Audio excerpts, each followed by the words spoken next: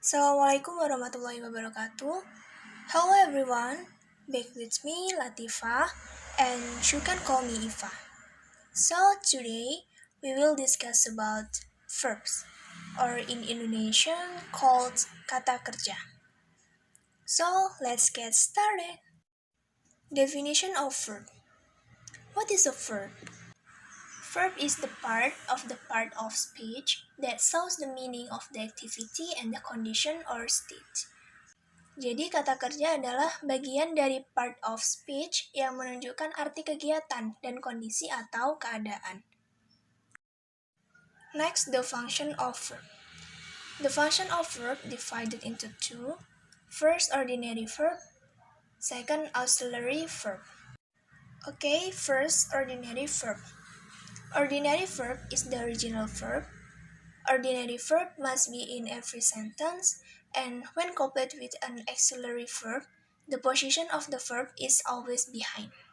Jadi ordinary verb itu termasuk kata kerja asli. Kata kerja asli yang harus ada di setiap kalimat. Ketika ordinary verb ini digabungkan dengan kata kerja bantu atau auxiliary verb, posisi kata kerja selalu di belakang. Contohnya, for example, good education brings the bright future. Pendidikan yang baik membawa masa depan yang cerah. Next, auxiliary verb. These verbs serve to help complete the meaning of other verbs.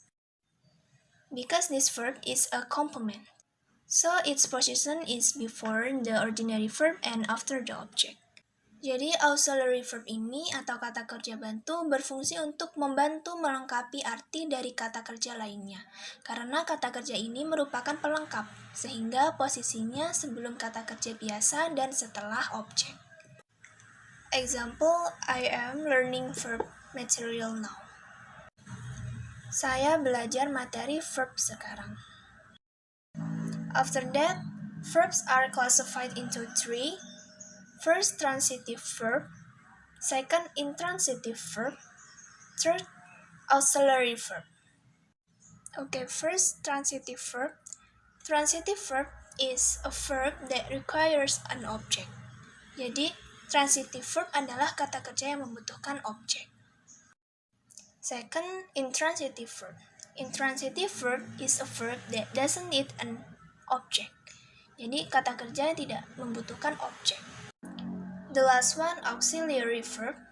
Auxiliary verb that is placed before the main verb.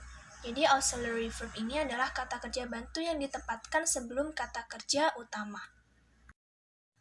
Next, example for transitive verb. He sends me a letter every day. Dia mengirimiku surat setiap hari. Next, example for intransitive verb. She will hang out with me. Dia akan jalan-jalan denganku. The last one, example for auxiliary verb. We can speak English. Kita bisa berbicara bahasa Inggris. Next, types of verb. Types of verb divided into two. First, regular verb. Second, irregular verb. Okay, we will discuss about regular verb first. Regular verb with a certain pattern. For verb 2 and verb 3, usually just add D or ED. Jadi regular verb adalah kata kerja beraturan dengan pola tertentu. Untuk verb 2 dan verb 3 biasanya hanya ditambah D atau ED. Example of regular verb. Verb 1, word ask. Verb 2, asked. Verb 3, asked. Meaning yang artinya bertanya atau meminta. Word 2, verb 1, bake. Verb 2, baked. Verb 3, baked, meaning yang artinya membakar. Next, word 3, verb 1, call. Verb 2, called. Verb 3, called, artinya memanggil. Okay, back to the second type of verb, that is irregular verb. Irregular verb with a certain pattern. Irregular verb adalah kata kerja yang tidak beraturan. Example of irregular verb. Word 1, verb 1, say. Verb 2, said. Verb 3, said. Meaning yang artinya mengatakan. Next, word 2. Verb 1, buy. Verb 2, bought. Verb 3, bought. Meaning yang artinya membeli. Next, word 3. Verb 1, go. Verb 2, went. Verb 3, gone. Meaning yang artinya pergi. Next, word 4. Verb 1, eat. Verb 2, ate. Verb 3, eaten. Meaning makan. The last one, word 5. Verb 1, bite. Verb 2, bit. Verb 3, bitten. Yang artinya menggigit. The last one, use of verb. Penggunaan kata kerja. Verb 1 is used for present tense. Verb 1 digunakan untuk present tense. Verb 2 is used for past tense. Verb 2 digunakan untuk past tense. Verb 3, which is usually called past participle, is used for future tense. Verb 3 yang biasanya disebut dengan past participle digunakan untuk future tense. Next, verb followed by gerund. What is the gerund? Gerund is a verb plus the ing from which function as a noun. Jadi gerund adalah verb ditambah bentuk ing dan berfungsi sebagai noun.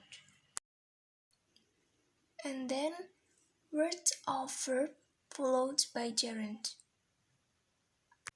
There are admit, advise, allow, avoid, consider, continue, delay, discuss, dislike, enjoy, forget, hate, imagine, involve, keep, like, mention, mind, need, postponed, practice, prefer, quite, recall, recommend, start, stop, try, understand, and use, and others. For example, first, he avoids answering my question. So, after avoid, there is the word answering. Answering here is a gerund from the answer verb, which is affixed by ing. Avoid is the main verb. The second example is, he admits stealing the money. Word stealing includes gerund. The last example is, she advised waiting until tomorrow. Word waiting is a gerund. Okay, I think that enough. Thank you for taking time to listen my presentation. I hope this presentation has given us a sign of the verb. Thank you. Wassalamualaikum warahmatullahi wabarakatuh.